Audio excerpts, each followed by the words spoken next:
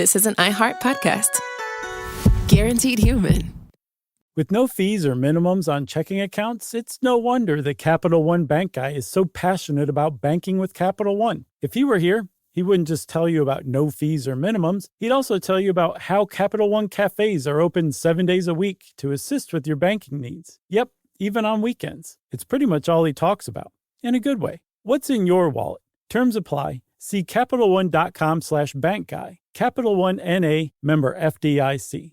Hey everybody, there's a lot of noise in the business world today. Leaders like you need clear insights from professionals you can trust. Navigating Beyond the Expected is a new podcast from Truist Securities featuring conversations with investment banking experts at the center of financing deals in manufacturing, healthcare, entertainment, and more. It's practical advice for leaders who need to know what's coming next. Subscribe at truist.com/Beyond Podcast. Copyright Truist Securities Incorporated, member FINRA and SIPC.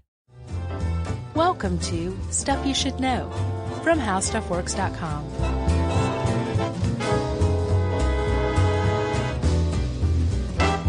Hey, and welcome to the podcast. I'm Josh Clark, and there's Charles W. Chuck Bryant. There's Jerry. The three of us are together, which means it's time for Stuff You Should Know about cake. Cake, cake, cake, cake, cake, cake, cake, cake. Cake, cake, cake, cake, cake, cake.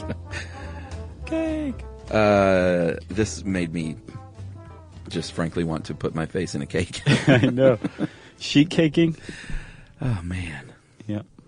I know we had a discussion about cake or pie quite a while ago. I don't remember exactly where you landed on that. I'm surprised you can only think of one. What do you? One time we've done that? Yeah.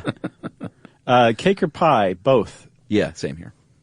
Why choose between two wonderful things that you don't have to choose between? Agreed. As a matter of fact, every once in a while, you'll hit like the birthday party jackpot where they'll have like cake and pie, and you're like, looks like I'm in heaven. But today, Chuck, we're not talking about pie. No. Although we can talk about one pie in particular because we're talking about cake. It turns out, I saw this somewhere, that Boston cream pie is actually a cake. Oh, really? Yeah. Surprise, Boston. Sorry to ruin your day. They're probably the ones that are saying that. Oh, yeah, probably. Maybe, I don't know. So that's a cake, huh? The article on it was written in a thick Boston accent. Yeah.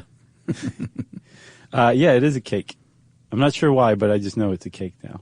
And I want to give a hat tip here. I mean, we both worked off of the How Stuff Works article, but I also found a lot of good stuff on a site called What's Cooking America. Mm-hmm. Did you run across them? I did. They are good, man. They have, clearly their niche is cooking, baking, all things like culinary. Mm-hmm. But they've got some really well-researched articles on their site about like the history of cakes and things like that. So, yeah, that's good stuff. Kudos to you. You remember Kudos? The granola bar? Yeah. Those are great. Oh, yeah. Are those not around anymore? No. No? No, those are gone. And then R.I.P. also Bonkers Candy. So Kudo went the way of the dodo. I never heard of Bonkers. They were like a fruit chew, but like really had some chew to it. Not like Starburst, it just disintegrates. These were they were chewy. They were good. They're about as good as it gets, really, candy-wise. Yeah, I know you've noticed, they need to chill out here with the sweets at work. Oh, dude. Like they have Little Debbie Star Crunches and Swiss cake rolls and stuff all over the place. I know. Oh, we don't need that in here. There's like 3 or 4 people who are like walking around toothless now. Well, it's just rotting right out of their heads. Well, and also... Not you. Well, my toothlessness is for different reasons. Yours is from a crostini. And I've also noticed, though, there's this weird mix in our office now because they try to get super healthy. Yeah. So there will be like Swiss cake rolls next to a bag of like clam chips or something. What chips? I don't know. Clam chips sound kind of good. Seaweed strips. Oh, yeah. No, I know what you mean. Or like just figs. Right? Yeah. It's like a fig Newton without the good tasting part that surrounds it. We take figs and we mash them up. Then we wrap them in cellophane and you eat them for $5 a piece. And your child spits them out because they know better. Right. No, today, yes, I'm with you. I do think it's gotten a little out of hand. Like, it's basically just a huge test of willpower at the office, like, every moment. you know? Yeah, I don't indulge. I'm not getting into those Swiss cake rolls, but it is tough to walk by the miniature candy bar section. Right. And not be like, well, just one of those little guys. Look how tiny it is. Right. And then the next thing you know, you've got like 10 wrappers laying around your desk thinking like, what have I done? I know, man. It's post-Halloween stuff too, so maybe it'll die down. I don't think that's going to happen, but yeah. But again, though, today, I guess if you replaced all of those candy bars with cakes that were just sitting around, you get zero complaints from me. Well, and at my house at Halloween, we gave away two things. We gave away whole slices of pound cake and just figs. It was the worst house in the block. Did you a pound cake fan? Not typically. Like, I would never order a pound cake or say, hey, can someone bake me one for my birthday? You wouldn't say, like, Clark me a pound cake? No, I would never ask someone to Clark me a pound cake. But occasionally, like in my life, someone has had pound cake and said, would you like some pound cake? And it's, it's good. It's good, sugary and dense stuff. Mm-hmm. Yeah. I like it because you can just eat it with your hand. Sure, just pick it up and eat it. Yeah, it's like cake on the go. Yeah, I am not a fan of lemon cakes. Oh, really? So like a lemon pound cake I'm not into. Well, okay, let's just get it out there. What's your favorite cake of all time? Oh, jeez. I'm going to toss it up between a carrot cake with cream cheese frosting. That's Bill Clinton's favorite. Well, as Bill goes, so goes Chuck, which is not true. That was a good COA. The carrot cake with cream cheese frosting, or I like a red velvet cake. Really? Yeah. Well, that's the southern buttercream, I think, huh? or cream cheese frosting. Yeah, you can go either way. Yeah, Emily's favorite of all time, hands down, is the Waldorf Astoria red velvet cake, which is red velvet cake with a frosting that is basically only like shortening vanilla and sugar. Ooh, that sounds nice. It's not a cream cheese thing. What's your favorite? Favorite of all time? Well, everybody knows that cake perfection was achieved sometime in the 20th century when Publix grocery stores started selling their yellow cake with buttercream frosting. Oh, yeah?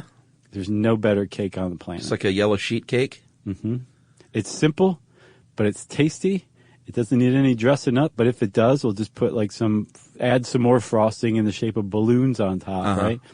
It's just perfection. It's the perfect cake. I love it. I can eat it morning, noon, and night. I can eat stale stuff I found in the dumpster behind Publix. I can eat the fresh stuff right out of the oven so hot that it burns my mouth. Right. I would eat it any way that it was given to me. I'm a big frosting and icing guy, too. Mm-hmm. So a corner piece of sheet cake is pretty much heaven. Yeah, that is the tops. What is Yumi's favorite cake? Yumi's is actually the same as mine. We both are junkies for Publix cake, to tell you the truth. Although I have to say she introduced me to the wonder of Japanese cakes.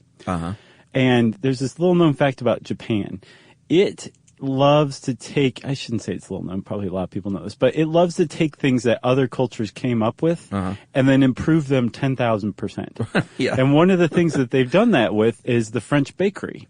So if you go to Japan, you'll see all these cute little kind of Provence-style French bakeries everywhere that sell the best baked goods you've ever had in your life, right? Better than Paris? Yes. Oh, by far. Ooh, by far. That's very controversial. It is, but I'm telling you, you would just be like, Josh was right. This is better. I'm not kidding. They've improved on it, and they're very deferential still. They're like, oh well, this is crap compared to what the French are making. However, you would say that in Japanese, but they're actually wrong. It actually is better.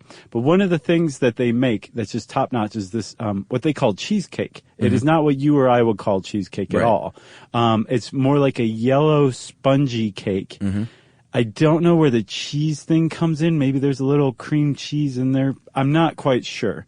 But you and I would call it like kind of a dense yellow sponge cake. But it is very, very tasty. And that's a kind of a Japanese tradition that I would guess Yumi would say is one of her favorites. Okay. And just a little shout out, there's a place in Toronto. Next time we're there, I'm going to take you there. All right.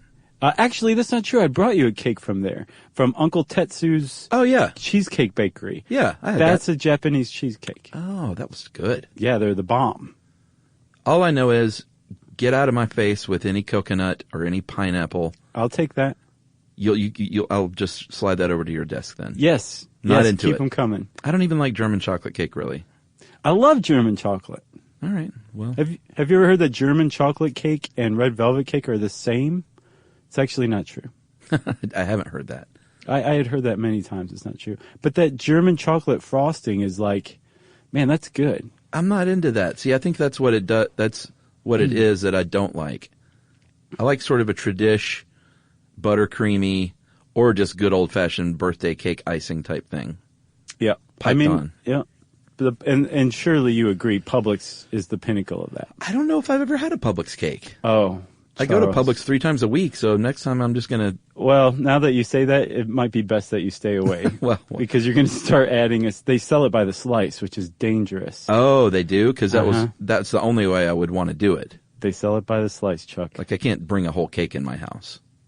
That's And foolhardy. be sure you look closely because they have, yeah, it would be. They sell also the same kind with like a cream cheese frosting. You want yellow cake with buttercream frosting. Okay. Just give it a shot and let me know what you think. All right. The funny thing is we really haven't even started yet. No, do you want to take a break? No, let's at least give out like 3 facts first. Oh, okay. Well, I think we just gave a lot of facts about what the greatest cakes in the world are. All right. How about this then? I'll start you out with the word cake.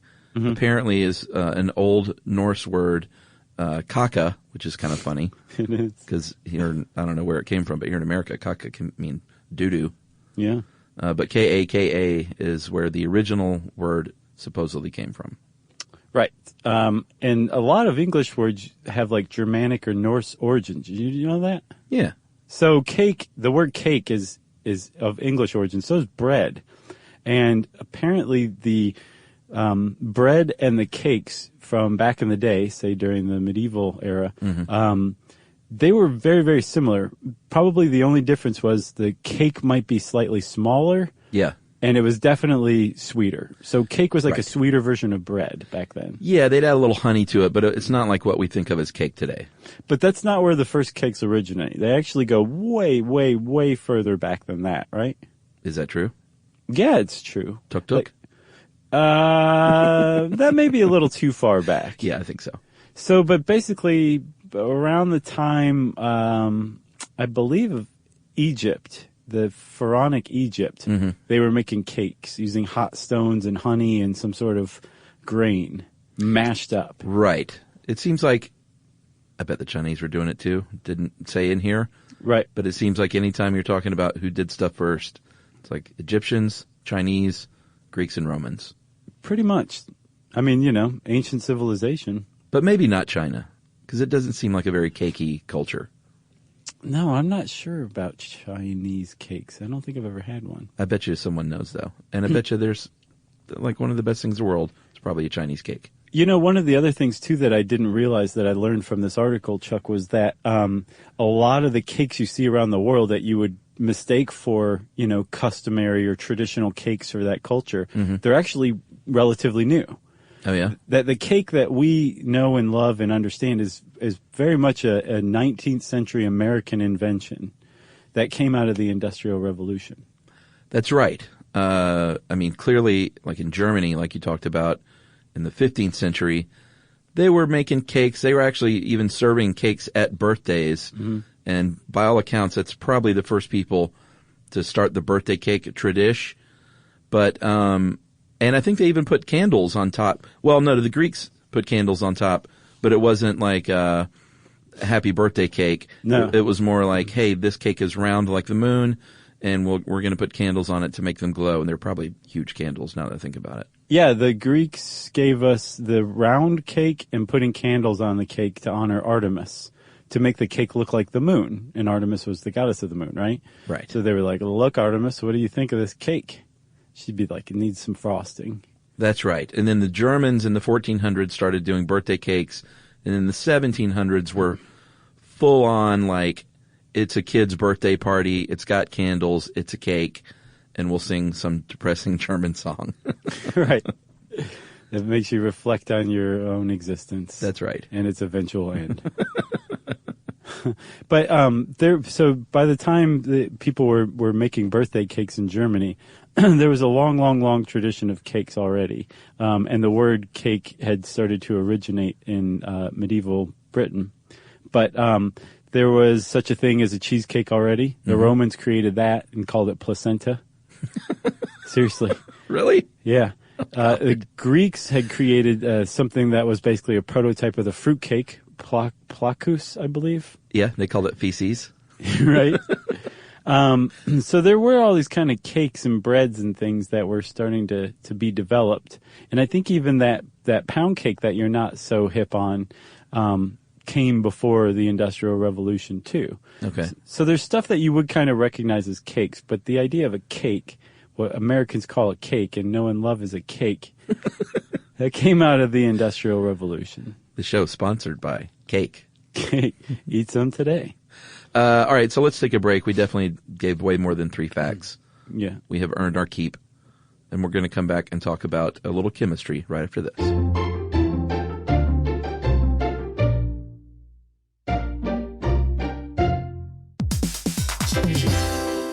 Hey everybody, here's a fact for you. In the United States, there is a break-in every 26 seconds, and that means that somewhere right now, an intruder is getting closer. And the problem with most security systems is that they only alert you after the break-in has started, and that's too late. Well, that's what makes SimpliSafe different. They use alerts. SimpliSafe's U.S.-based live agents, they identify threats on your property and help deter them before they actually break in. So the intruder never gets into your house. The crime is stopped before it even starts. That's right. And another great thing about SimpliSafe is they have no long-term contracts. They give you peace of mind and great value with their monitoring deterrence plans because they just start at about $1 a day. Yeah, SimpliSafe sent us a setup years back, and I still use mine every day. Yeah, and apparently setup, you can do it by yourself in under 30 minutes, so it's a really good value and it doesn't take long. So if you want to experience the SimpliSafe peace of mind, you can take advantage of the SimpliSafe discount offered to Stuff You Should Know listeners. Right now, you can get 50% off your new system by visiting simplisafe.com/stuff. That's half off at simplisafe.com/stuff. There's no safe like SimpliSafe.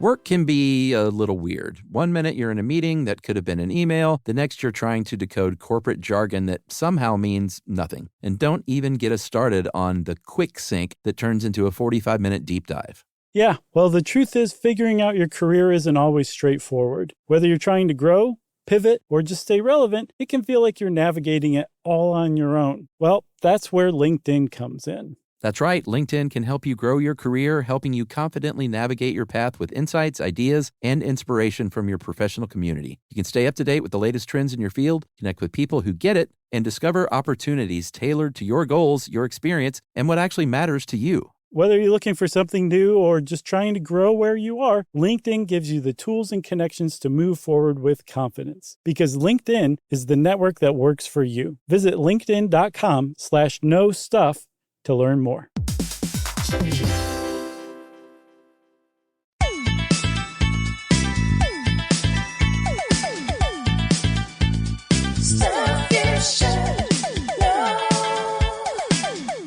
All right, so we're back, and we promised talk of chemistry, and I think we talked about this briefly on one show. I have tried to bake. I did a birthday cake for Emily a couple of years ago, red velvet, Waldorf Astoria cake.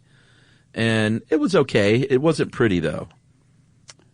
What do you mean? Like it was lopsided, or there's a horn growing out of it? It just, it didn't look like a cake you would buy in a store, but it tasted really good. I'll bet it was made with a lot of love, too. Oh, of course. But my deal is I'm not a great baker because baking requires you to be very precise with your ingredients because it is chemistry. I'm a much better cook. Right. Because I'm a fly by the seat of my pants and throw a little of this in there, throw a little of that in there. Right. And there's a much... You can't do that with No, baking. there's much more forgiveness in general cooking than baking. Yeah, cooking's an art. Baking is a science, for sure. Yeah, that's what they say, right? Yeah, well, that's what I say, too. You know you didn't make that up, right? I think I did. Okay. So, with a cake, right, what you're doing is producing a chemical reaction. And I knew that. Yeah. But I had no idea on this granular level that this article gets into, just how much of a chemical reaction baking a cake is. And this helps pretty neat. the understanding of it, too, to me. So you want to start with a leavening agent, right? That's right. That's how you get from batter, which is kind of flat and soupy and wet, to a nice tall cake. The reason it rises is because of a leavening agent. And way, way, way back in the day, they used to use yeast. Mm-hmm. They used yeast for everything. They would make some beer, they would make a cake, they'd make some bread. They would throw it into the eyes of their enemy. They would, in a fight, a dirty fight. And then eventually, yeast kind of fell to the wayside a little bit as they realized that there's other ways to make a cake rise. Mm-hmm. One of the big ways is to actually introduce air into it. And if you, say, beat some eggs, what you're doing, you're not just breaking the eggs down into their kind of components or like a mishmash of all of their components.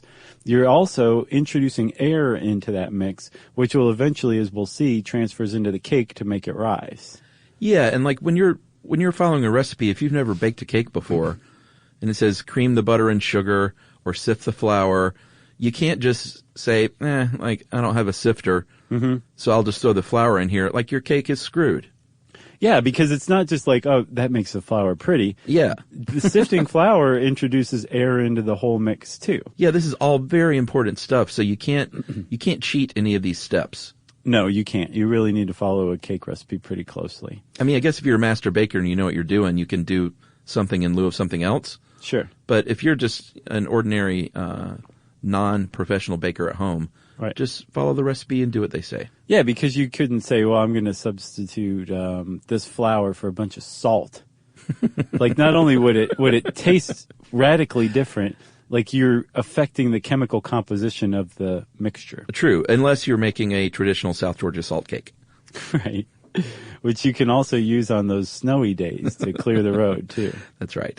So you've got yeast as a leavening agent. You've got introducing air through, like, whipping something. And I found this mention of a recipe that called for 4 eggs to be beaten for 2 hours. Holy cow. So you can imagine that everybody was pretty psyched when chemical leavening agents were introduced in the mid-19th century. Oh, so that was an old recipe? Yes. Yeah, and so in other words, you couldn't just put the mixer on with your eggs and leave.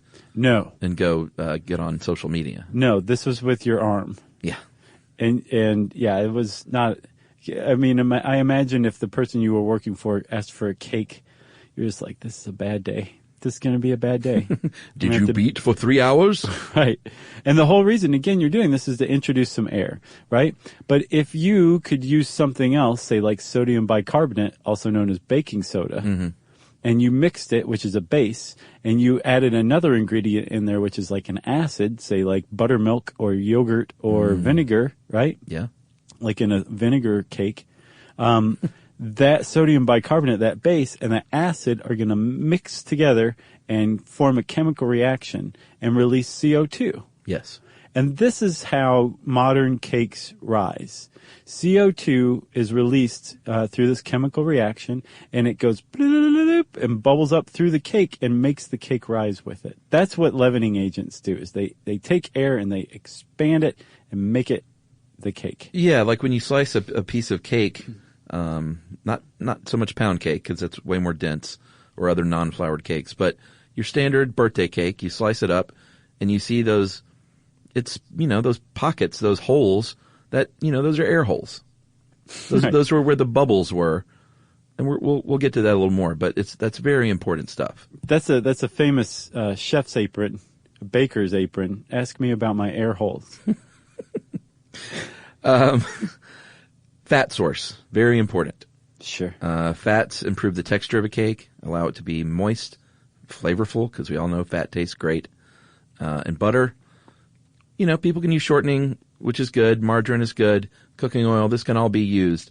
But for me, just get some real butter, and I say that for all foods. I went on a butter, not a kick. No. I am on a butter kick. I went on a butter, a boycott of sorts for a while, like real butter. But now I'm back on butter. Oh, yeah, I know what you mean. I tend to think butter is healthier of all of them, too. Yeah. Although olive oil has it beat, it's just such a radically different taste. Yeah, sure. I love olive oil. Especially when you're baking with it. Although, have you ever had an olive oil cake? Don't think so. I don't remember where I had it, but man, they are good. Really?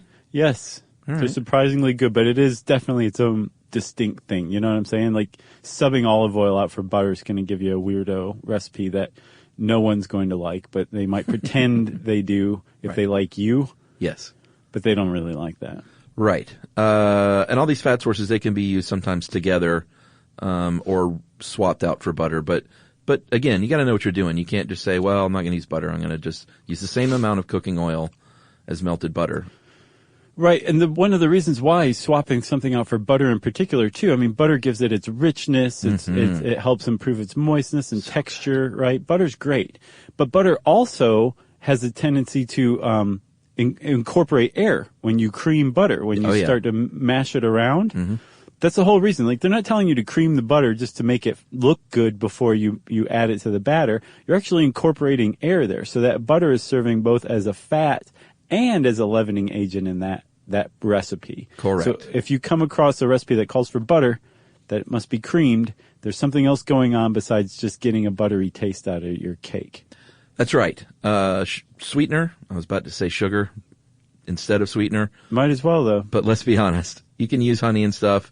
You can use agave, artificial sweetener, but sugar is the best thing to use, in my opinion. It bonds best to water molecules. Mm-hmm. It's really going to help. That'll help everything be nice and moist and soft.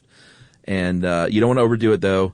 You want to use, again, the right amount of sugar, because not only could it affect the taste, but it could make the texture. It could be too tough. Yeah, and sugar's another one, too, where if you see sugar and you sub it out for something else, it can have an impact on that chemical reaction. For sure. Because it does all those things you were talking about. Like, one of the things it does is the crystalline structure of sugar actually cuts through the batter to help release CO2 more easily. And like you said, it binds to water, which means it does two things. It locks it in so that it keeps moisture in.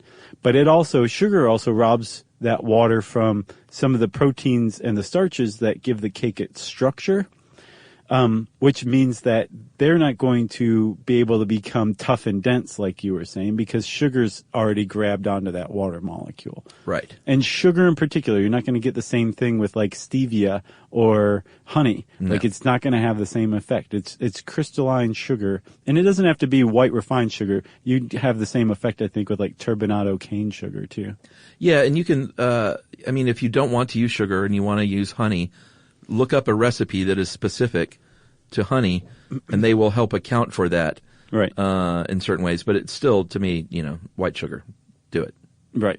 And then sugar also gives it that nice golden brown color through the Maillard reaction. Yeah, that and the eggs for sure. Yep.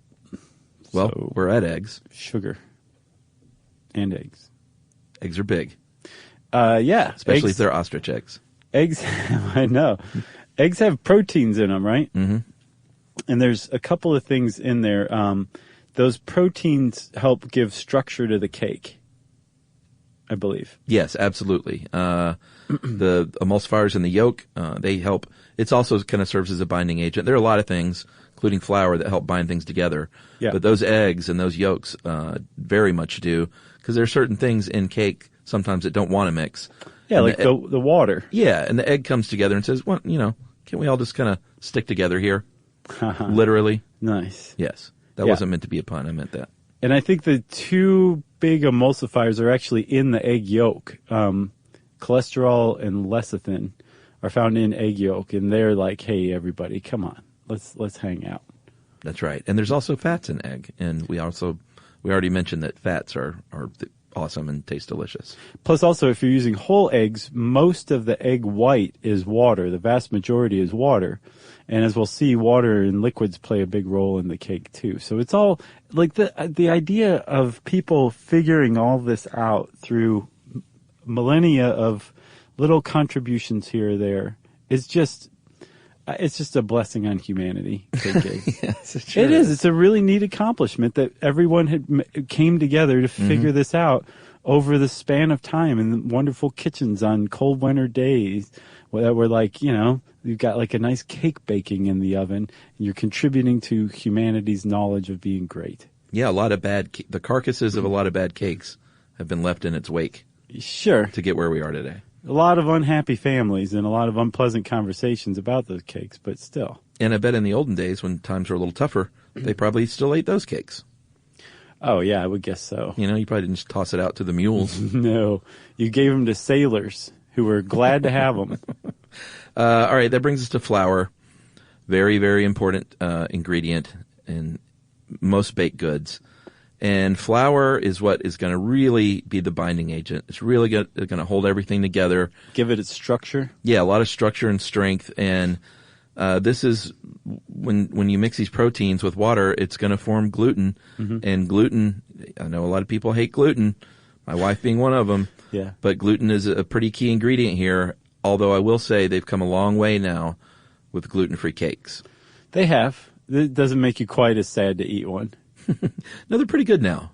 If you get a good gluten-free cake, it's well, the cheesecake is gluten-free, so that's okay with me. I mean, your standard substitute flour.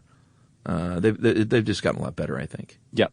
So in a standard glutinous cake, that gluten from the flour mixing with the water forms a gel, and it gives it that structure. It gives it that consistency, the texture that you're looking for. But again, the sugar's robbing the proteins and the starches from getting too much water, because the more water it gets, the more the tougher the cake is going to be, the more gluten. So you actually want to make sure that your sugar's taking away some of the liquids, but also the type of flour you use has a lot to do with how tough your cake's going to turn out. So like there is such a thing as cake flour. Yes. That's something like 7.5% protein, which is going to translate into less gluten when you mix it with water, right? Yeah. So it's going to be a lighter, fluffier cake. And then there's all-purpose flour is 10.5%. Bread flour is 12%. And depending on what kind of consistency you want in your cake, you would use these different kinds of flour. And all of it comes down to the amount of gluten that's going to be produced when it interacts with the liquids. That's right. And finally, that brings us to the liquids. The liquids are obviously going to help keep things moist. They hydrate those proteins. They allow all those chemical changes to take place. But that liquid does, when you actually bake the cake, when it comes time to put it in the oven, which we're going to get to here in a sec, that creates a steam. Like that liquid cooks out and vaporizes. So that steam expands the air cells and that volume, and it really lends itself to the light, airy structure and texture that you're going to get. Yeah, it blows up the CO2 bubbles in it even further, which helps make the cake rise. Plus, it also, Chuck, fosters that chemical reaction between the acids and the bases that act as leavening agents that release CO2 in the first place. The presence of liquids and the presence, or water specifically, I think, and heat really make that CO2 go berserk. All right, well, we should talk about ovens. Yeah. I was about to say you can't bake a cake without an oven, but apparently you can. You can in Egypt. Yeah. Ancient Egypt. All right, so let's say we're not in ancient Egypt. Let's say we're in regular North America and Europe. Mm-hmm. And the 18th century is basically when the semi-closed oven came around. And before this, if you were baking cakes, well, you were probably a professional baker because these ovens weren't in every household. Right. And even in the 18th century, they weren't in every household either, but they started to become a lot more prevalent around that time. That was a big first step toward people baking at home, not just cakes, but anything, you know? Yeah. But in cake history, that was a huge monumental moment when the enclosed oven became kind of ubiquitous among households. For sure, because what you get there is consistency. You get a consistent, even temperature, and of course that just got better and better over the years with advances in oven technology. Yeah. And more than anything, you get a reliable temperature, ideally. Right. And if you have those things, you can make a cake after cake after cake that your family won't be mad about. The sailors will stop coming by and being like, "You got any more of them terrible cakes you made?" Sailors? Yeah, that's who you give the terrible cakes to. Bumpkin sailors? Sure. All right. So with the oven in particular, I didn't realize this, but you know how the the liquid and the heat and the sodium bicarbonate and the acids are mixing together to make the cake rise? Yes. That is actually a really fragile state of affairs while the cake is baking, and the structure, the proteins and the starches and the gluten are actually solidifying and making this cake. And if you mess with the oven, meaning like you open and close the door too often, or you slam it shut too hard, you're going to the change in temperature on the one hand can cool those gases and make your cake fall, and it makes a wah wah sound as it does, as everyone knows. And then the air pressure from slamming the door can burst those CO2 bubbles. And again, the proteins haven't had a chance to like solidify and make the cake structure, so the cake can fall from that as well. And if you'll notice, once a cake gets to a certain point, if it falls in the middle. The outside usually stays up because that part has solidified already. The stuff in the middle hasn't quite cooked through. So that would be the part that falls. And that also proves my point. That's right. You also want to put your cake in the middle. Where you place your cake in the oven can even cause problems. Mm-hmm. It's very finicky, cakes are. Sure. Well, again, it's a science experiment. Yeah, they're basically like, do this right, jerk. Or I might just take a nap here in the middle of the cake. Maybe you'll burn. Maybe I'll stink up your whole house. But like you said about opening the door, like ideally, you know the temperature of your oven, you know how long it takes, and maybe don't wait till literally you think I can pull it out. Although if you're a good baker, you're not sweating it. You pull it out and you know it's pretty much ready. Right. But definitely don't keep opening it. Try and at least wait till the end. And if you have, they're not quite as in fashion now, I don't think, but ovens with a window and a light. Mm-hmm. You can obviously take a little peek that way. Sure. Those are kind of out of fashion, right? Or are they? Not that I know of. I feel like I don't see those a lot. Do you have a window in your oven? Sure, of course. What am I, a communist? Do you? Yes, with the light. Oh, man. What do you have? Just a stainless steel door. That's a dishwasher, man. Oh, that's my problem. Yeah. Like my cakes always come out wet and soapy. Wait a minute. Do I have a window? Sure you do. I think everyone does. I'm literally cannot picture my kitchen right now. Jerry, he's got a window, right? Have I been baking in the dishwasher? Jerry and I say yes, you have a window in your oven. Yeah, that might be, I might have just said something very dumb. So it's staying in though. Well, I do know, you know what? I think I do have a window, but I don't have a working light. That's why I think I don't have a window. You need to replace the light bulb.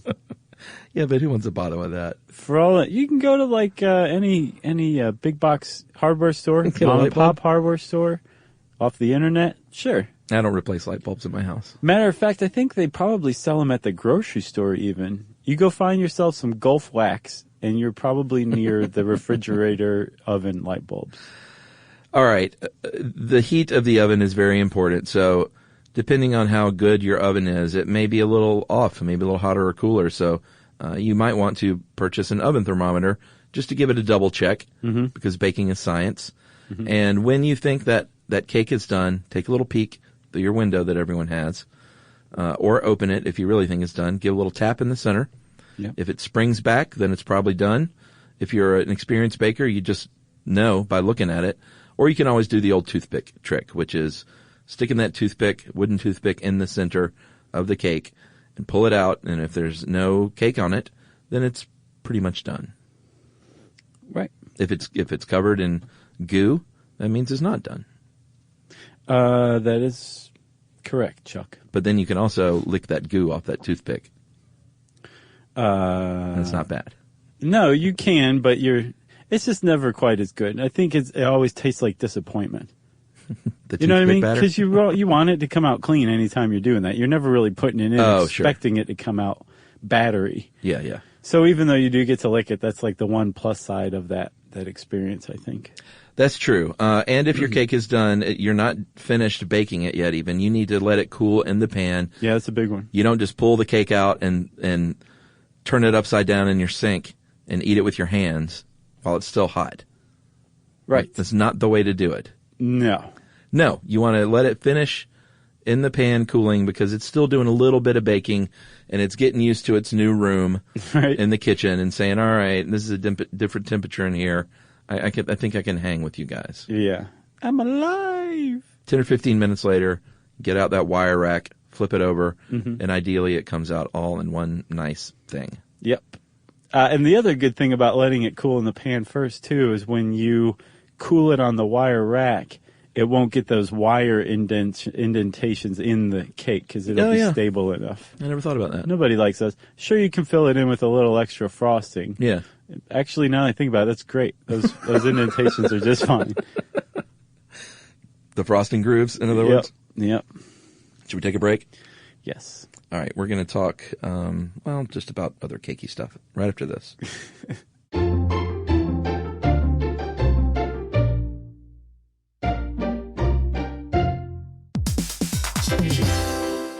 Hey, everybody. Here's a fact for you. In the United States, there is a break-in every 26 seconds, and that means that somewhere right now, an intruder is getting closer. And the problem with most security systems is that they only alert you after the break-in has started, and that's too late. Well, that's what makes SimpliSafe different. They use alerts. SimpliSafe's U.S.-based live agents, they identify threats on your property and help deter them before they actually break in. So the intruder never gets into your house. The crime is stopped before it even starts. That's right. And another great thing about SimpliSafe is they have no long-term contracts. They give you peace of mind and great value with their monitoring deterrence plans because they just start at about $1 a day. Yeah, SimpliSafe sent us a setup years back, and I still use mine every day. Yeah, and apparently setup, you can do it by yourself in under 30 minutes, so it's a really good value and it doesn't take long. So if you want to experience the SimpliSafe peace of mind, you can take advantage of the SimpliSafe discount offered to Stuff You Should Know listeners. Right now, you can get 50% off your new system by visiting simplisafe.com/stuff. That's half off at simplisafe.com/stuff. There's no safe like SimpliSafe.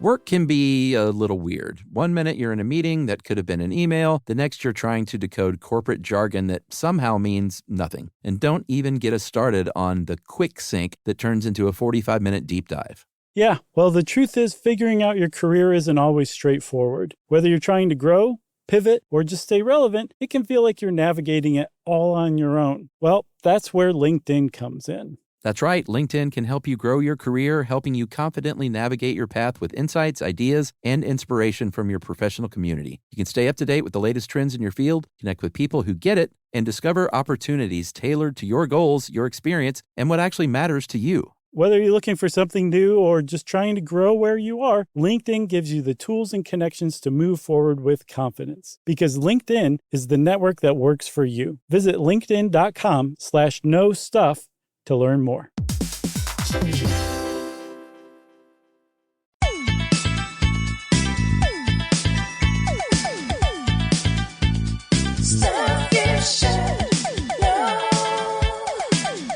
Okay, Chuck, you remember I was talking about baking soda and how that changed everything? Yep. That was a big one. That was from the 1840s, baking soda, sodium bicarbonate. Just good old-fashioned, regular old baking soda started to be added to it. But at the time, you needed to also add another ingredient that was an acid so that the two would react and form CO2 or produce CO2, right? Yeah. Somebody, about 20 years after baking soda was developed, said, oh, I got this. We're going to come up with something called baking powder. And I never knew this, but this is the difference between baking soda and baking powder. Baking soda is just sodium bicarbonate. Baking powder is sodium bicarbonate and two other dry acidic minerals. Yeah. That when dry, they don't do anything. You can mix them together all day long and they just sit there like what? But in the presence of water and heat, then they start to react chemically with one another. So you can add just a little baking powder and you don't need an extra ingredient like yogurt or vinegar or some other acid. It's got the base and the acid that's going to produce the CO2 in there. That was a huge, huge advancement for cakes. But it actually came kind of toward the end of cake advancements. Prior to that, just the mass production of the Industrial Revolution had a big impact on cakes, among many, many other things. But definitely had an impact on the spread of cake baking, especially in the United States. Yeah, and then so just, leave that baking soda in your fridge to soak up the stink. Sure. 'cause that's all it's good for. Well, that and No, you can use baking soda for a lot of stuff. yeah, it also gets stink out of like clothes too. Oh, yeah? You can use it to. Well, that's it. No, like school science projects. You want to make a volcano? Yeah, vinegar and baking soda. That's right. I love with your that. parents' help. Yeah. Pre-packaged cake mix was a very big deal when it came out in the 1930s. But it was a company named P. Duff and Sons, and they said, we got a problem here. We got too much molasses on our hands. So, and this is kind of how a lot of great things have been invented. They had too much of something. They said, well, what can we use this for? So they got to work, and they said, Mr. John Duff, the owner, said, you know what? Throw a little wheat flour in there with this molasses, a little shortening, some spices. We got a gingerbread mix that we can sell to the public. All you got to do is add water, dum-dum, and you can bake yourself some gingerbread cookies. Yeah. And the public went, hooray! Because remember, they had ovens now in their houses. Yes. And they had the idea that you could just get a mix from the store and just add water was huge. Oh, that was yeah. a huge change. And what's interesting is this whole like P. Duff and Sons story. They're out of Pittsburgh, by the way. From them coming up, because I think they quickly went from just gingerbread mixes to cake mixes themselves as well. But that busts several myths, actually, some like long-standing food myths. Yeah. One of them is that cake mix came out of a surplus of flour from World War II. That's where the cake mix came from. Yeah, I mean, pre-made cake mixes did get way more popular after World War II, but it wasn't because there was so much flour. No, it was because that a lot of the food companies started getting into pre-mixed foods. Yeah. That you could make pretty easily in your kitchen. But then the other one, I love this one. There's this long-standing myth or this story about a guy named Ernest Dichter who, back in the 1950s, Ernest Dichter, he was a psychologist, I believe. He came up with the term focus group. He came up with the whole idea of focus groups to help companies figure out why their new product wasn't doing so well or how to make a product that they hadn't launched yet even more appealing. This guy came up with that whole idea of focus groups, right? Correct. So he's also credited with being the man who saved cake mixes because cake mixes came out. Everybody kind of loved them. And then supposedly sales went flat and Ernest Dichter got a focus group together and found out that women who made cakes using these cake mixes felt guilty that they weren't contributing anything to their families. They were just adding water and making a cake and then quietly sobbing while their family ate it. Talk about a patriarchal brainwashing. Right. So Dichter realized that the best thing that these cake mix companies could do is to remove the dried egg ingredients from the mix and tell the consumer to add her own eggs. So then that way she was contributing. Well, it was a huge success and cake mixes took off and became part of the American pantheon from that point on. Right? Not true. No? Yeah, that is a total urban myth. Most of these pre-made mixes for years had said to add your own eggs because it just was better to add fresh eggs. Yeah. And it tastes better and perform better. So I don't know how that got started. The myth? Yeah, was it? I'm not sure either. Oh, okay. I don't know, but it is a long-standing food myth that you can find like some very credible sources who say like, oh, this happened. It's just everywhere, but it turns out that's not true. But I think the reason why it has had legs for so long is because Ernest Dichter is actually rightfully credited with saving the cake mix market. Right. Through a focus group. And he did find that women were kind of they didn't feel guilty about it, not contributing more to the cake mix. I think they were more bored by it. Mm-hmm. So he advised companies to figure out a way to make cake baking about way more than just baking the cake. And so companies decided that they were going to start promoting cakes as just the beginning part, that the real point of baking cakes was to make these elaborate, amazing cakes that you decorated. Yeah. And it took you hours and hours to make these things. And it was like a scene of like Humpty Dumpty on a brick wall, but the whole thing was made out of cake. And that was fostered by the introduction of frosting. And that came from Ernest Dichter. And that actually is what saved the cake mix industry. That's right. You want to know something about my mom? Yeah. Champion cake decorator. Is that right? Not literal champion, like she never won a contest. Yeah, because it is out there. But yeah, I mean, as far as the home cake baker goes, like she couldn't go on one of these shows now where they make like the Great British Bake Off. Yeah, like giant submarines and stuff out of fondant. Uh-huh. But just for like Mom making special cakes every year for the birthday, every year she would say, "What kind of cake you want this year?" I'd be like, "I want a Star Wars cake. I want an Atlanta Falcons cake." And lo and behold, I would get my Atlanta Falcons cake. That's awesome. Very cool stuff. You know, I had an older sister who she died actually when I was 16 in a car accident. But she used to be the equivalent of your mom at making cakes. Oh, really? But she didn't even need to ask. She would she'd just make something up, right? Yeah. And there was this one year, I'll never forget this cake.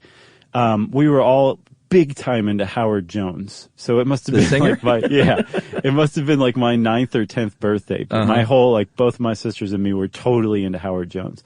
And Karen, my sister, my oldest sister, made a Howard Jones keyboard cake. Wow. And it was a couple of sheet cakes put together, frosted, so it looked like one big thing. The black keys were Kit Kats, like the knobs on the synthesizer were Rolos, wow. and I just looked around at all my friends like, does everyone see my cake? This is the greatest cake anyone's ever had. And no one can have any but me. No, I shared. Of course. Man. I wanted everyone to partake in the bounty. Was it a guitar or a keyboard? It was a keyboard. Okay. Yeah. You never know. Strap a guitar strap on it, you might could have held it. I would not have put it past her to make it a keytar. Man, that is a very sweet story. Yeah. Literally and figuratively. Thank you. Hojo fans, huh? Yes. Wasn't that his nickname? I don't think so. Did I make that up? Yeah, I think that's the hotel chain. I think you're totally right. All right, well, another tip here for baking a cake. If you are looking at recipes and it says use this kind of pan, you think, well, I don't have that kind of pan. I've got this kind of pan. It's aluminum and square, and they're calling for a round, dark pan. It makes a big difference. Like, it can literally ruin your cake.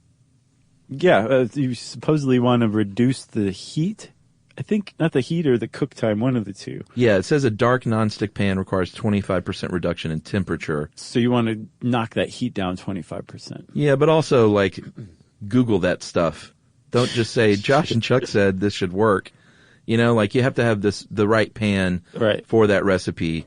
And they will tell you in the recipe, and if you don't have it, just look up the cheat for it, basically. Yeah, two things you don't want to take our advice blindly on: medical stuff and baking stuff. Yeah. Everything else is fine. I don't know about that, but those are the two leading ways that we will mess your life up. For sure. All right, well, I guess we need to talk about the different methods. We're getting super wonky into cakes here. Well, I mean, that's what we do. All right, well, let's talk about creaming then, because that is one kind of method of making a cake. And creaming is what we talked about. You may not have known exactly what we meant, but when you combine like the butter and sugar and it says cream it with an electric beater, that's what you're doing. And it's really tough at first to get it going, but just hang in there because that butter will start to break apart, mixing it with that sugar, and you've got a nice creamed mix of ingredients, starter mix of ingredients on your hand there. Right. But you don't skimp on that first step. No, and that's like that. I think the creaming method, that's the one that best gets across this point that it's a chemical reaction. I know we've kind of been beating that horse, but it's really true. Like if you don't follow the steps correctly, the chemical reaction's not going to come out correctly. Right. And when you step back, you're like, but I'm baking a cake. That's true, but do you want your cake to be good, or do you want to just waste your time? Yeah, so in the creaming method, when it says then mix ingredients in this order, wet, then dry. Right. Do that. Right. Don't just say, just throw it all in there, right? Yep. It makes a difference. And it says that pound cakes are like a variation on the theme. Sure. I looked into pound cakes, man. Do you know? So the idea that pound cakes called for a pound of each ingredient, that's actually true. Yeah, I know. But the reason why it called for a pound of each ingredient was because a lot of the British people at the time in the early 1700s couldn't read. So it was just an easy way to remember the recipe. Oh, interesting. Yeah. All right. I'll buy that. They'd be like, what's a tibs? And also pound cakes, too. The reason why you're not going to find a pound cake with a big buttercream frosting is because that will send you into sugar shock in a second. Because really pound cake is already really dense and sugary. Like that's why you just have like a little glaze on top. Yep. I do like that glaze, actually. Mm-hmm. I'll eat a pound cake. I think that glaze is, what's it called? Delicious? Something icing? Imperial icing? Oh, I don't know. I can't remember. Okay, so the next one is the no aeration method, to where you're not whipping anything up. Yeah, you probably don't even have flour in this. This is probably a flourless cake. Right. So this is the kind of thing that you use to make like a cheesecake or a flourless chocolate cake. Yeah, those can be very good. Sure. And you are probably going to need to add some sort of moisture because cakes like this tend to crack while they're baking, which is why a lot of them, cheesecakes in particular, you cook in a water bath in the oven because that water vaporizes and steams around it and helps keep that moisture in. Yeah, I never knew that. The reason for the water bath? I didn't know that you used a water bath. That was news to me. Yeah. I've never made a cheesecake. Yeah, they can be quite good. Oh, I love cheesecake. I don't think I've ever had any bad cheesecake. That's always good. That's another thing too. Publix cheesecake is incredible. Man, they need to sponsor us. And they sell it by the double slice for those. Ugh. Like you get 2 slices. And they have a key lime one too, Chuck. That's just, oh man. Although if you don't like lemon stuff, you might not like that. Oh no, I love key lime anything. Okay. Try their key lime cheesecake. Yeah. They really should send us some stuff, frankly. At Isle of Palms, for my vacation that I've spoken about, they had one of the, I can't remember which one, but one of the seafood joints where I would get all the fresh seafood had a homemade key lime pie. And I bought and ate one of them with my friends that week, and I bought 2 to go home with. Mm-hmm. Did they make it home? Huh? Did they make it all the way home? No, yeah, I stopped in, I stopped at the border. Yeah. Just put my face in it. No, they made it home. And I think there's still one in the freezer, actually. And then one of them was consumed. Nice. Yeah, good key lime pie. Delicious. Mm-hmm. And finally, with the non-aeration method, you are not doing the beating. You're not creaming that stuff. You are folding the batter. And we could describe it here, but if you don't know what folding is in baking, just look it up on the YouTube for a proper folding technique. Right. Generally done with a rubber spatula. Yep. There's a foaming method too, where you are basically using just egg whites usually, and you're aerating it by whipping them up, which makes a meringue. And you can just stop there and incorporate sugar, and you've got meringue, which would make a pavlova cake, which apparently Australia and New Zealand have been fighting over the origin of for close to 100 years now. But didn't New Zealand win? Supposedly. All right. Although I saw another article from some researchers who said, no, it came even earlier, a decade earlier, out of America via Germany. Huh. So who knows? But yes, out of Australia and New Zealand's apparently won that fight. But that's meringue, and pavlova cake is like a meringue cake with like fruit in the middle of it. No. And then yeah. And then a listener sent us pavlova once. We made it. It was pretty good. It is pretty good, yeah. And then you can also take that egg foam and turn it into like a sponge cake, like an angel food cake or something like that. Not me. You don't like those either? No, not big into angel food cake. Although you can use sponge cake for strawberry shortcake. That I will have. Okay, so those spongy cakes, that uses the egg foaming method. But if you're making a true strawberry shortcake, you're going to use an actual shortcake. Yeah, those are really good. And the reason they're called shortcake or shortbread's called shortbread is short is apparently a British term for crumbly. Oh, okay. So that's where that came from. Not has nothing to do with the size. Yeah, Emily makes a really good gluten-free shortbread. She's kind of gotten into baking a bit in the last 5 or 6 years and gotten pretty good at it. Nice. So she makes a good gluten-free shortbread that we've had as shortcake with homemade whipped topping and good fresh strawberries. Those are good, but my one complaint with her baking is it literally looks like she came in there and just started throwing ingredients everywhere with her bare hands like a 3-year-old, Right. and then baked, Right. and then said, "I'm done." Yeah. Good night. It is a mess, Yeah. a big mess, and she always just says, "Get out of here! I'll clean it up afterward. Don't worry about it." Yeah. Yeah, it's funny. The kitchen can be a place of real tension sometimes, huh? Oh, for sure.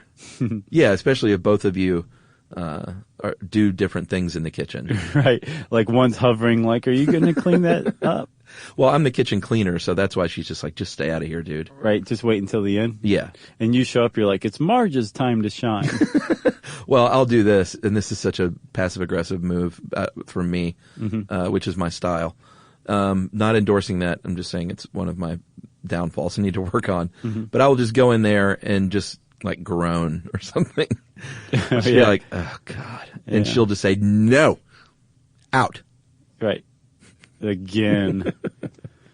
That's life at the Bryant house. That's pretty nice, Chuck. It's always with love, though. Yeah, it always comes out. There's always a cake on the other end, right? Yeah. I mean, it's not like we get in serious fights over the kitchen stuff. Right, yeah. So what's the last thing here? Something called the all-in-one method. Yeah, that's just like a cake mix. You put it all together at once. Yeah, well, we should talk a little bit about frosting and icing. The earliest versions of frosting was just sort of an almond and sugar paste. Not so big on that. But French chef, really? I mean, it can be okay, but Almond croissants are like one of my great joys in life lately. oh yeah, They're so good. I suppose that's kind of what a bear claw is too, right? Yeah. All right, I take it Yeah, back. but that sweet almond paste inside is, man, that's good stuff. It is good, but I'm like, don't put that on top of a cake for me. Sure, understood. Stuff it in a pastry. Yeah. A French chef, though, is the first person they think that created like the first legit iced layer cake in the 15th century. And then about the middle of the 17th century is when the first frosting recipes started spreading around on the internet. Right. And fondant is gross. Yeah, I'm not into it. No. I mean, you can make a neat looking cake, but it's gross tasting, I think. Yeah, I'm not into it. Buttercream or cream cheese, or even Emily's Waldorf Astoria frosting. Believe it or not, I mean, it has a bit of a mouthfeel because of the shortening, but like a residue on the palate, Yeah. on the roof of your mouth. Yeah. But it's still good. Well, let's talk about cakes. Like the, well, no, specific cakes like the red velvet cake, right? Yeah, delicious. Do you know why it's red? Well, food coloring. That they use that to make it a little richer, but it actually naturally turns red. It's a chemical reaction between the cocoa, the vinegar in it, and the buttermilk, I believe. Really? Yes. That turns it red. All right. I don't know about that. No, it's true. Okay. I read it on What's Cooking America. I'll try it. Because I'm making Emily, her birthday's in a couple weeks, and I'm taking another stab at it.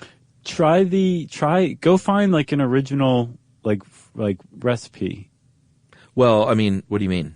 Like one, if you see one that actually uses buttermilk, be like, okay, this is one of the ones I'm going to try. No. I have to use the recipe she tells me to use. Oh, I gotcha. Which is the gluten-free Waldorf Astoria version. Oh, gotcha. I see. But you have cocoa. Does it have like vinegar and buttermilk in it? I can't remember. It's been a couple of years since I tried it. Okay. Well, it should turn red on its own, but I don't think there's any harm in adding some more synthetic chemical red dye. Well, and the thing is, too, a lot of people that don't try red velvet cake don't try it because they think it doesn't, like, it tastes like chocolate cake, pretty much. Yeah. It just is It red. doesn't taste red. No, that'd be weird. It's not ketchup cake. There's, that's Canadian, isn't it? Boo. There's hummingbird cakes. Well, what do you mean by the hummingbird? What is that? Hummingbird cake has like some nuts and some fruit in it, lots of frosting. I think it's a southern cake. Yeah, like originally. my grandmother, Bryant, called one of the great all-time Southern cooks and bakers, like, banana nut bread. Yeah. She called that hummingbird, and I don't know if that was specific to her or if they are interchangeable. I don't know. I'm not actually a Southern native, so I would not say one way or the other. All my experience with hummingbird cake is it's more like a carroty cake with say like pineapple in it and some other fruits in it and a thick layer of frosting. And supposedly the reason it's called a hummingbird cake is because it's so sweet it could attract hummingbirds. See, maybe, I mean, that's sort of like banana nut bread. So I don't know if they're interchangeable or if it's a variation, but give me some banana nut bread, which is not a cake, but it sort of is, and slice it up and put some butter on it. Yeah. Toast it in the oven. Yep. No, I'm with you.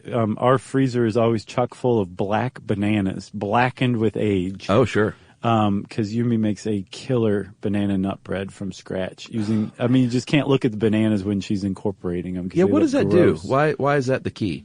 Do you know? They just are supposed to be mushy. Okay. Oh, okay. Gotcha. And the best way to make bananas mushy is to let them age. Let them age. Freeze age them. All right. Let's talk about Indian pound cake. Apparently, that's a thing that has cornmeal in it. And I can't imagine that taste, but I'd like to try it. Well, yeah, and that was one of the earliest cakes in the U.S. And I think what the author Aaliyah Hoyt is pointing out is that, like, cakes came from all over the place through time and geography. Mm-hmm. And that the mass immigration into America over, say, like the 17th, 18th, 19th centuries and 20th, too. All these people from all these different lands brought their ideas or ingredients of cake, and they kind of went through this Americanized grinder to where eggs were added, butter was added, and like you've got these ingredients so it bears a resemblance to its original one, but it's been like cakeified in the American way. And that started basically right as European settlers got to North America. Yeah, apparently the good old-fashioned chocolate layer cake came out of Boston because there were chocolate companies there. Even the German chocolate cake is not German. It's American. It's named after a man whose last name was German. Oh, interesting. Well, that means he's German. German-American. Could be. Maybe they should call it the German-American chocolate cake. Or just German chocolate cake, but it's really American, everybody, is what the real title should be. Strawberry shortcake that you mentioned, that does come from the old world? I'm not much of a jingoist either, I think you might say. Of course not. I've never felt more national pride than in talking about cakes. Yeah? Yeah. This is where cakes were born, really. The pineapple upside down cake, heaven help you if you eat that stuff. I love it. Do you really? Man, it's so good, yeah. I just don't like fruit anywhere near my cake. Yeah. Unless it's strawberry shortcake. You definitely wouldn't like a hummingbird cake then, even. Yeah, maybe that's the difference between the hummingbird and banana bread. Right. Although banana's in there. Right. That's that's not a fruit cake to me. No. You just don't like the juicy fruits in your cake, it sounds like. No, or coconut. Which isn't the German chocolate cake, isn't that coconut in the icing? Yes. Yeah. Yeah, see that? That's so good. I don't want coconut anywhere near my cakes. But that pineapple upside down cake, apparently that stuff sort of sprang out of a contest. Dole had the Dole Company in the mid-1920s that said, hey, bake some cakes with fruit. And so thousands of pineapple upside down cakes came out. So I don't think they were invented for that. But maybe that's just what made them so popular. I don't know. Gotcha. And then there's cakes around the world that look like cakes, kind of like tiramisu. Yum. Is a quintessential Italian cake, but it was invented in the 1960s. Black Forest cake actually is from Germany. Yeah. It was invented in 1915. So what happened was, again, cake explosion happened here in the good old US of A. And it spread back out to the world. There was an influx of cake ideas into America. America perfected the cake, and it went back out to the world. That's right. That's what happened. What else? What about tres leches? It's great, too. It 3 is. kinds of milk, evaporated, condensed, and whole. It's tough to go wrong with that. Yeah, talk about moist. And I've had good and bad tres leches, but I've never had an actual tres leches that I was like, this is so bad I'm not going to finish it. Right. Have you? No. And then there's dorayaki, which is like, have you ever had this? I don't think so. One of the big things that people in Japan love is like sweetened red bean paste. Okay. You can find it here or there in like sweets, but this dorayaki in particular is like between two pancakes. It's like a filling. Sometimes it's not even two pancakes. It's like a hole with like a red bean paste inside. Okay. But it's like this light kind of fluffy cake-like thing with red bean paste inside. It's good. They're best like hot off of the street from somebody who just made it. That's when it's absolutely best. But it's like the kind of thing you can also find in a 7-Eleven or something too, like in cellophane. Wow. Yeah, it's good. It's no cheesecake, no Japanese cheesecake, I'll tell you that. Nope. But it's still pretty good. Man, that was a good one, I think. Cakes. All right. Are you done? I'm done. Okay. If you want to know more about cakes, go eat some. You're going to love them. Yes. There's a cake out there for you. And since I said that, it's time for listener mail. All right, I'm going to call this a special one-man administrative details shout. Oh, wow. Because we got a box today from a man named Nick Pagan from San Jose, Bay Area. And he sent us just a lot of stuff, like good stuff. It wasn't a box full of garbage. He sent... Not that anyone ever has sent us a box full of garbage. He sent us framed things. Sent me a framed pavement poster, which is great. Very nice. And sent us CDs of music. He sent bottles of liquid stuff, most notably wine for Jerry, and then bourbon and scotch for us. Mm-hmm. And he is a whiskey enthusiast that lives in the Bay Area, like big time. Yeah. And just a good dude. And beyond that, he added this. He's a list maker, an amateur list maker. Right. And he sent us a list. And Nick, if you're listening, please send us the Word document, digital version of this printout that you sent. Because he said every time you said we should do a podcast on that, yeah, he made a list alphabetically of that stuff. Nice work, Nick. And the list is so comprehensive and awesome that we need it to work from. Yes. He made a list of films that each of us said we need to see, which is pretty good. And then finally, he sent us a list and encouraged us to play a little game here, which we'll do very quickly, of see if Josh can guess how many times we've done the following things. You ready? Why me? Well, because I have the list in my hand, and you're sitting across from me, true. and you can't see it through this paper, I don't think. So how many COAs, and for people that don't know, it means cover our butts. How many COAs have we issued over 1,000 shows? I'm going to say 27. 75. Wow. Wow, we are really good at that, huh? How many times have we admitted on the air that it is a take two? Man. You're not going to get any of these, or maybe you might. It'll be total luck if I do. 8. 7. Oh, so close. Rare listener mail shout-outs. Oh, I don't know what that means. Like where we say, hey, can you say hello to my boyfriend? Oh, yeah. 3. No, 62. What? That's pretty rare, though, out of 1,000. Yeah, but still, it seems like I thought it was even rarer than that.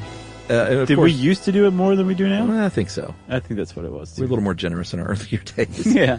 Trips in the Wayback Machine. There's a lot of those. I'm going to say out of 1,000 episodes, 320. He says 59, so I don't know about this, Nick. I think he missed a few. Nick, you're just making up numbers, aren't you?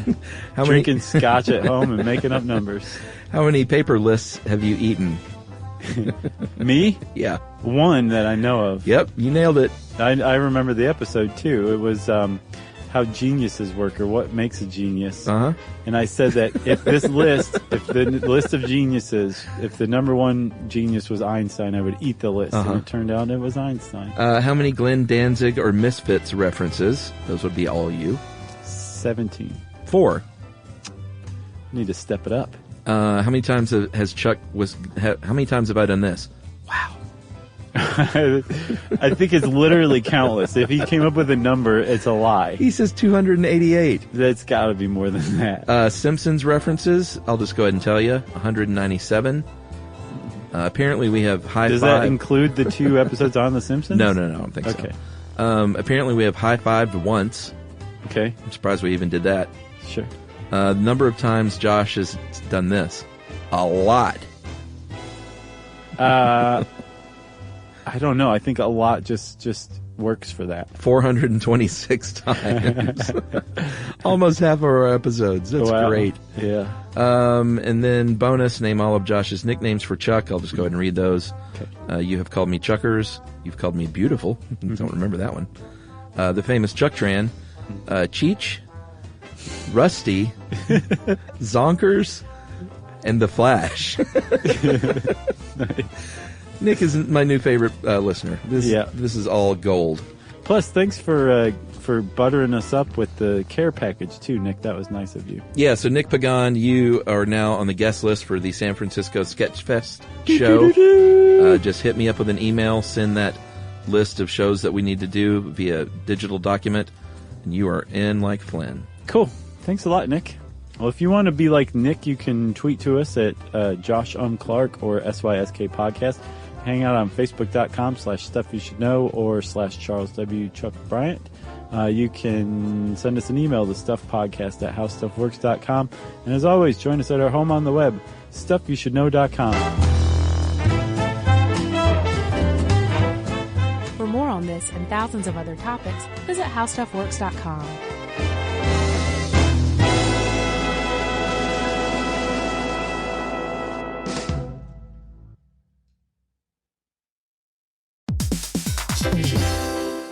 Every parent should know the car ride soundtrack. Are we there yet? How much longer? I'm bored. Well, if you're taking an extensive car ride anywhere and you've downloaded the Lingo Kids app prior to leaving the house, you may experience something strange, right, Chuck? That's right. You may experience silence from the back seat. Your kid may go an entire car ride without asking once if they were there yet. How about that? And by chance of miracle, they may even ask if you could drive longer. Yeah, that's the magic in Lingo Kids. Over 4,000 interactive games, songs, and shows, including their favorite Disney characters. It turns the longest drives into the easiest ones, and honestly, you won't understand why you didn't download it sooner. That's right. Lingo Kids is the #1 entertainment platform for young kids, and it's free to download. Or go plus with the Lingo Kids subscription and unlock even more content your kids won't be able to get enough of. You can save up to 60% on the yearly plan. Just search Lingo Kids in the App Store or Google Play. Lingo Kids, everything kids love. You know, you could be adored by everyone and still completely ignored by your cat. Trust me, I know. But if you feed your cat Sheba, you can go from being ignored to truly adored in 12 days guaranteed or your money back. Sheba has a full menu of products, appetizers, entrees, treats, even a kitten's menu. It's so cute, so Sheba has a product for even the pickiest eater. Like Sheba Puree, it's made with bone broth, they are chef-inspired flavors, it's got a smooth and creamy texture that cats love, and contains no corn, wheat, soy, or artificial flavors. It's food that your cat's gonna love. To learn more, check out Sheba.com. That's SHEBA.com. This is an iHeart podcast. Guaranteed human.